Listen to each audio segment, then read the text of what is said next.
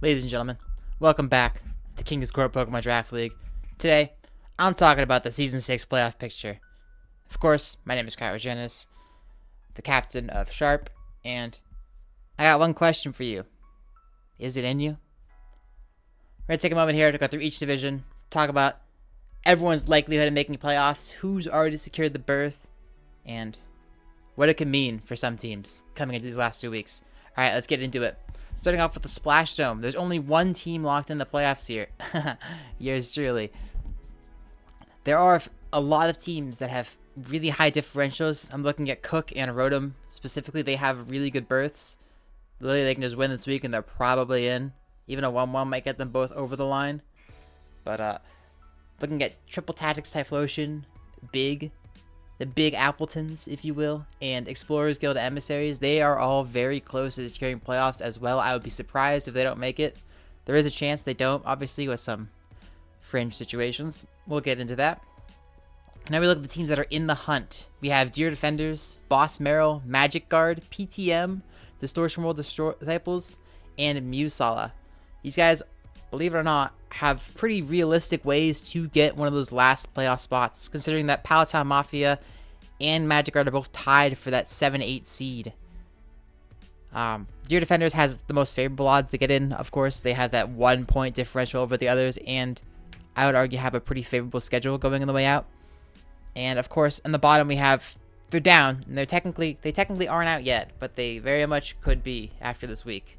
And spoiler alert, one of them will be after this week, because for our featured matchups, we are starting off with Giga versus Untitled Ducklet team. And the loser of this series, provided a 2-0 happens, is eliminated from playoffs. There is no situation they can get in if they get 0-2'd. The team that did win, however, needs to get a second 2-0 to hit the plus 12 game score. And this is technically good enough. There's a lot of ways this could end up good for them, a lot of ways it end up bad for them. If Palatine Mafia and Magic Guard both go 1-1 again somehow, and they all just had plus 12, but to go into the strength of schedule, what to look at head-to-heads, I'm pretty sure there are a couple head-to-heads taken already, depending on which team you look at.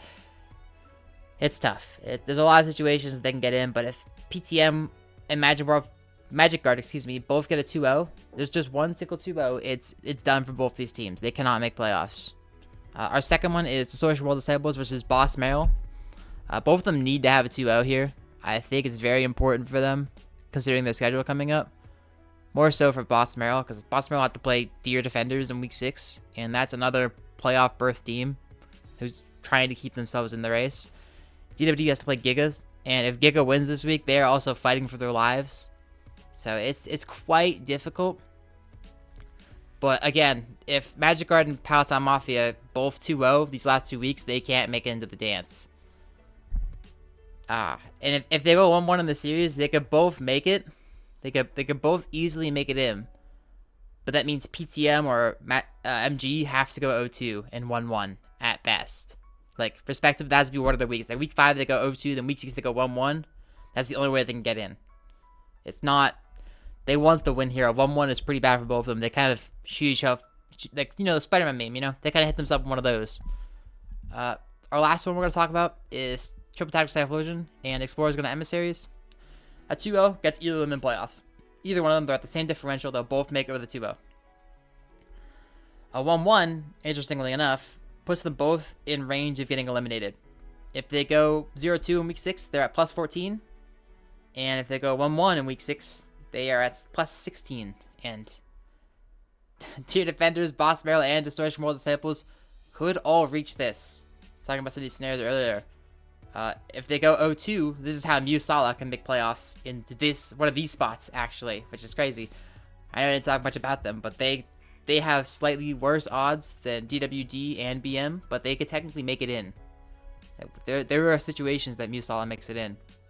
Pretty much if you are below the top 5 spot, you need to win out to get in. And I know it's not easy. Everyone loves 1-1ing in this league, but I'm gonna graze through a bunch of matches that aren't on here. If Rotom goes 1-1, Sharp needs a single 2-0 to secure first seed. If Cook 2-0s, they need another 2-0 week 6. and Rotom to go 1-1 or worse in week 5, and Sharp to go 1-1 in week 6 to get first seed. They are the least likely first seed out of the ones that are possible, but it is technically possible.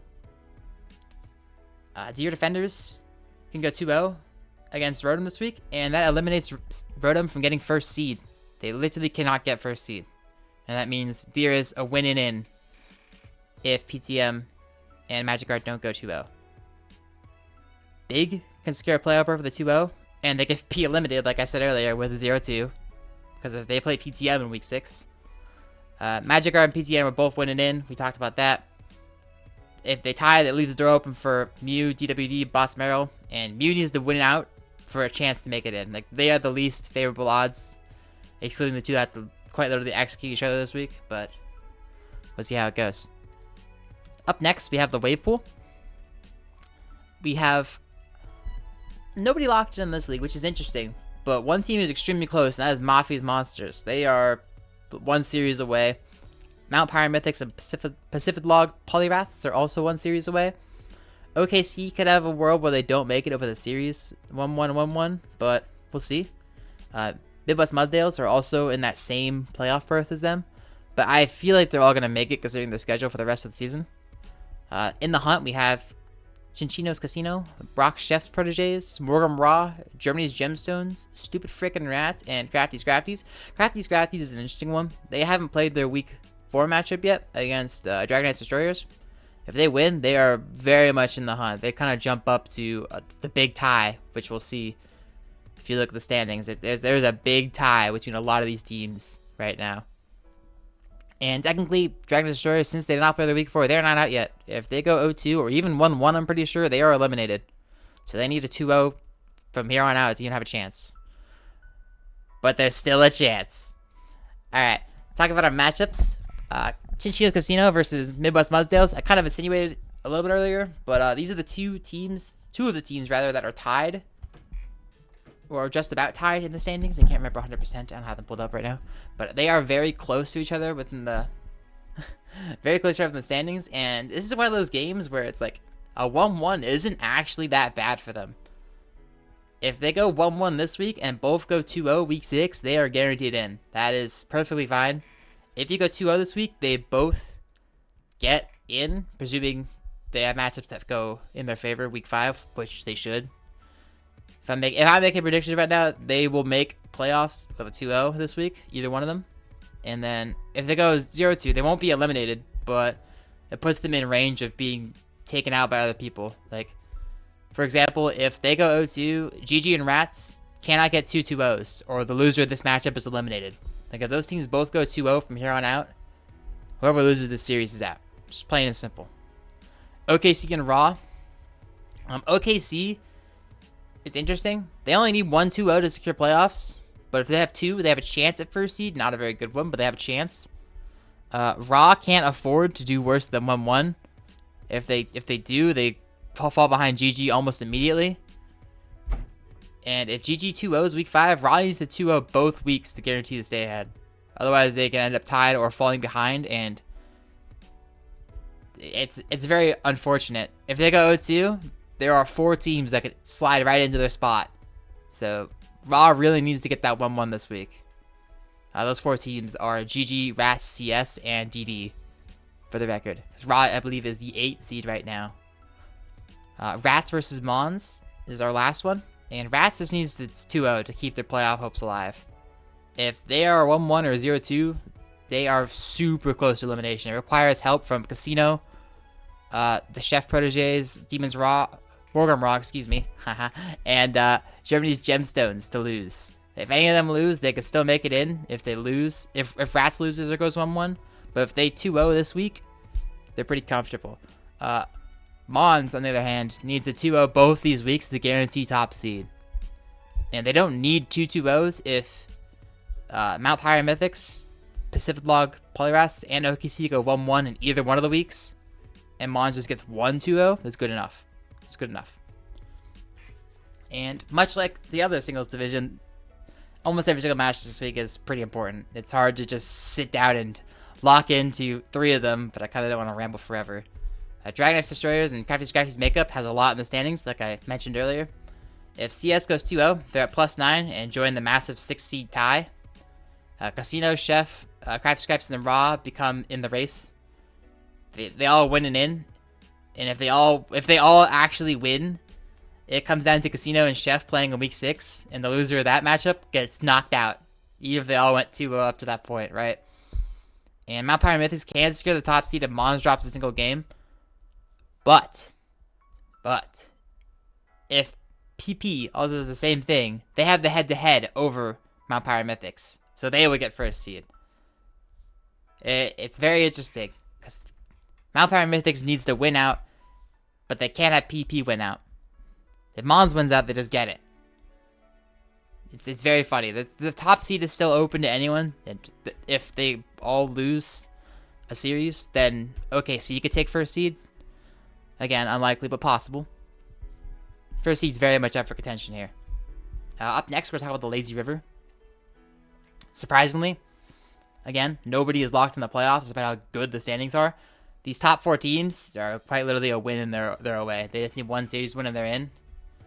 And funnily enough, the top 8, which includes Nimbasa City Neubats, Magic Guard, Candelabra Castelias, and Sharp, are all also winning in.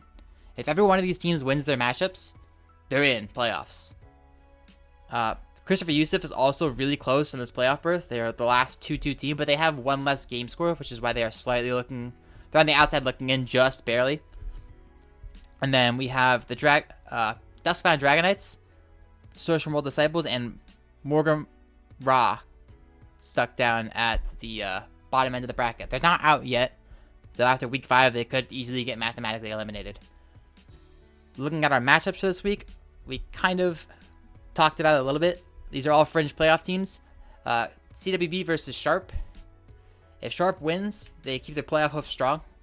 If they lose, CY needs to lose as well, so they stay ahead of them, because there's literally one game score differential between them. They have the exact same standings.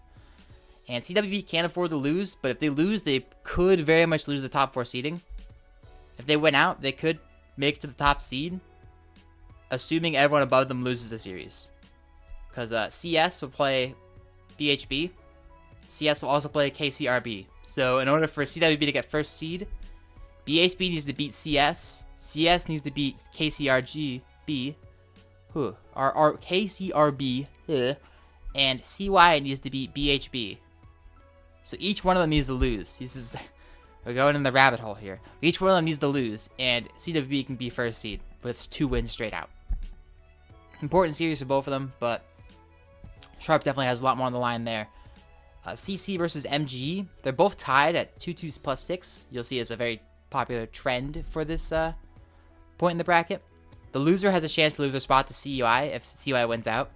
And the winner can push for top 4, since CS has to play 2 of the top 4, which are KCR. So CS and KCRB have head-to-head over Magic Guard, which means they have to kind of pray on both of them to lose. And NCN and CWB have head-to-heads over CC, so they're preying on their opponents. Again, this really isn't that important. It's really just a seeding important thing. But if they lose and then win, they're fine if CY loses a game. Speaking of CY, DD versus CY. They both need to win out to have a shot in playoffs. And CY is the one that's tied at 2-2 with everyone, but has a negative differential. So they both need one of these 4 teams above them to lose. But DD, unfortunately, needs one of them to lose twice. And that same goes for DWD and Raw. And even if they don't get the scenarios they want to make playoffs, they play very important people in the rest of the season. They have a kind of a hard schedule to finish it out. DD will play the Croconaws, CWB, and then CY, Chris Fusips, will play the Brooklet Hill Basculins. And that is very important for seeding on the top end of the bracket, but it's not an easy road, but they could make playoffs, and it has to start here. Like, whoever wins this series has the best shot left. And finally, we're going to look at Roaring Rapids. This one, it's a lot closer than the last one. Despite the last one was so simple because you can just win it in if you're top 8, and it's very hard for that to stop. Like, one single win will get most of the top 4, and then the rest of them need to win out. This one has a lot of stipulations despite having a seed locked in. So EGR is locked in. WCF, Giga, Hitmonchamps, HMC, excuse me, Rotom, and Rats all are in very favorable positions to make playoffs. Big, GG, Zoo, and FF are right there with them, but again, they are just like a little bit looking out. Zoo and FF in particular are kind of in a rough spot, but they could make it. And speaking of rough spots, TSS and PTM are quite literally relying on a lot of help. They're not mathematically eliminated yet. Week 5 could very well do it to them, but they're not out yet. Talking about these matchups, we have Germany's Gemstones versus Windy City Flyers. So Windy City Flyers, WCF, needs to win out for a chance at first seed. If EGR drops a single series, WCF can get it if they win out. However, if EGR goes 1-2 in their loss, they both get tied at +11 and have to play a tiebreaker because they have not played it all this season. And kind of tacking on to this matchup, Giga can't get first seed unless EGR loses both week 5 and 6 and WCF loses this week. So if GG wins against WCF and then EGR loses both week 5 and 6, Giga can get first seed by winning out. Zoroark Zoo versus Explorer's Good Rookies. Speaking of, Zoo needs to win out. Plain and simple. They won't be in playoffs if they don't win without a lot of help. They could lose and still make it in the playoffs this week, but it's really hard. It's really hard. If EGR wins out, they make first seed, excuse me, and they always have it. If they lose the series, but with a single game win, like we said, it's up to chance and a tiebreaker. And if they get O2'd ever, they are putting the cards in WCF's hands. Right now, Zoo is 1-3, and they can end 3-3 while playing Rats week 6. So if they win out, they will take Rats spots in playoffs. But that requires Rats to lose week 5. And just for the record, Rats plays Giga. So again, a lot of people are still fighting for a chance at playoffs or top seed. This can get really favorable for Zoo very fast if Giga gets the 2-0 over Rats to keep that differential and keep their chance at that first seed. And our last one is Rotom versus Rotom Unwashed and Forgotten Ferrets, I believe. Rotom can secure their playoff for the win. They're straight up in. Even for the bottom seed, they're in. Doesn't matter. They're there. And FF needs to win out to make it, just like Zoo. But the difference between FF and Zoo is they have a better game score. So if they both went out, Zoo still wouldn't make playoffs. It's quite funny. But they play Hitmonchamps in week 6, who just needs to win out to secure top 4. So it's not an easy road. And to kind of emphasize how difficult this is, Rotom, Big, FF, Zoo, and PTM all play people within the same range. They all play against each other. Like Rats, GG, TSS, and all of them are all reliant on games against each other. It's so much more complicated because they're basically vulturing each other for these last spots. The top seeds are playing with top seeds for the most part. With the exception of Rats, GG, and TSS, they're playing against top seeds in their games. But everyone else is playing against the middle of the pack right now. So you need to win. You need to win to get in. You're going to hear that a lot this video. So, hey, best of luck to everybody. I do hope to see as many people as possible again next season. This has been a fun season for doubles, especially. I am very pleased with how it turned out so far. And of course, singles. Shout out singles. Please get us back to best of 1, spreading that propaganda in the video. AAA. And remember, everybody, don't crash out. Thank you for watching.